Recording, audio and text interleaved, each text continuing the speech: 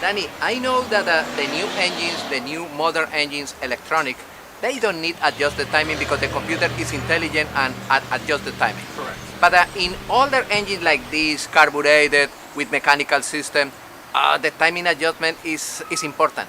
Absolutely. How is the procedure to calibrate the timing here? Well, just like we saw in the previous videos, you have to make sure that all the flaps are closed. Correct. Okay, and then you have a cam that goes in here. So when you advance the throttle, there's a rod that moves there, that moves this, and this is what advances your timing. You advance over there or retard. This is what advances the timing and retards.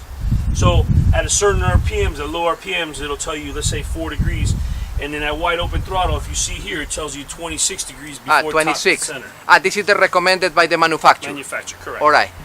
When you repair the engine and you locate the piston number 1 at top the center, it's supposed that in that moment the flywheel should be located 26 degrees before top the center. Correct.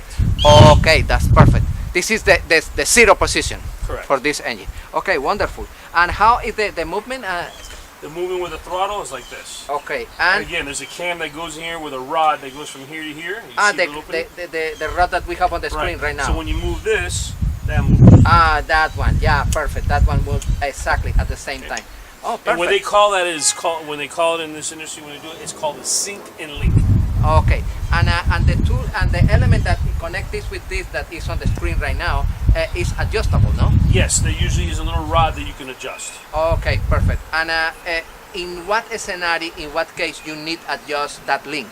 Only if the timing's off. If someone, really that's set by factory, it's never really messed with unless some mechanics mess with it and then you have to redo it. Oh, that's very important. And And they normally have a wax. Like here they'll put a wax on it so that you know if someone's tampered with it. And what is the symptom when the time is a little out?